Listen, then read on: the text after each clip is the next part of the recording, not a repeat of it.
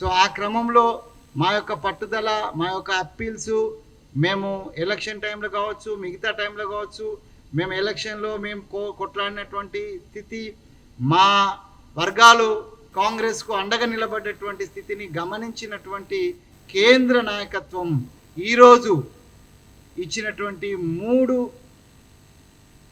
మూడు మంత్రి పదవులలో ఎంత ఒత్తిడి వచ్చినా సామాజిక న్యాయానికి మేము కట్టుబడి ఉంటాం అనేటువంటి మాటను ఈ సమాజానికి, మా పార్టీకి, మా పార్టీలో ఉన్నటువంటి లీడర్స్కు, మీడియాకు కూడా ఇలా తెలియజేసింది.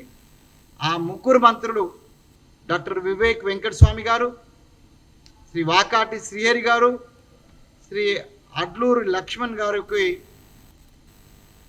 మీ ద్వారా, ప్రజానికం ద్వారా, పార్టీ ద్వారా, పిసిసి నుంచి, ఏఐసిసి నుంచి అభినందనలు తెలియజేస్తున్నాం. ఈ అభినందనలకు వాళ్ళు సంపూర్ణంగా అర్హులు.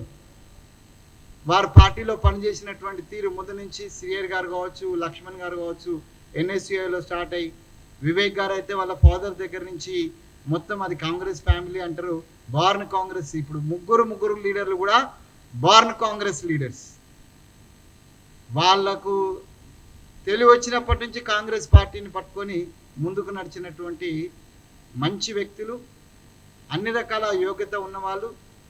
వాళ్ళు అన్ని రకాలుగా సక్సెస్ అవుతారు. ముఖ్యమంత్రి వారితో కలిసి చాలా చక్కటి పాలనకు అవకాశం కల్పిస్తారు. వాళ్ళు ప్రూవ్ చేసుకోవాలని మేము అభిలాషిస్తున్నాం. ఈ మొత్తం దాంట్లో అధిష్టానంది ఒక అమోఘమైనటువంటి పాత్ర. రకరకాల ఒత్తిళ్ళు వచ్చినాయి, మీడియాలో రకరకాల కథనాలు వచ్చినాయి. అసలు కాంగ్రెస్లో ముసలమని ఒక కొన్ని పత్రికలో, కొన్ని మీడియా ఛానల్స్ పెట్టినా ఏ ముసలం లేకుండా అందరినీ ఒప్పించి మెప్పించి ఈరోజు అధిష్టానము బహుజనవాదానికే బలాన్ని చేకూర్చింది.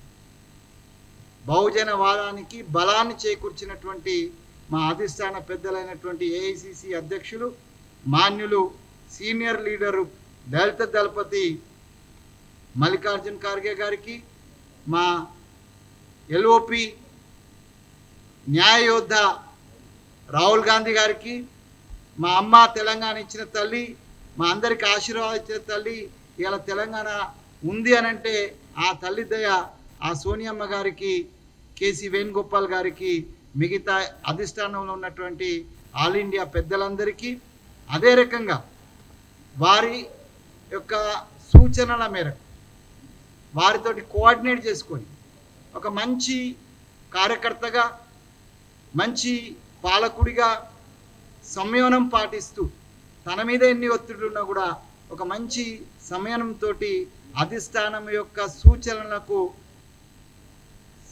తప్పకుండా పాటించినటువంటి మా ముఖ్యమంత్రి గారు, మా లీడర్ రేవంత్ రెడ్డి గారికి కూడా అభినందనలు, కృతజ్ఞతలు.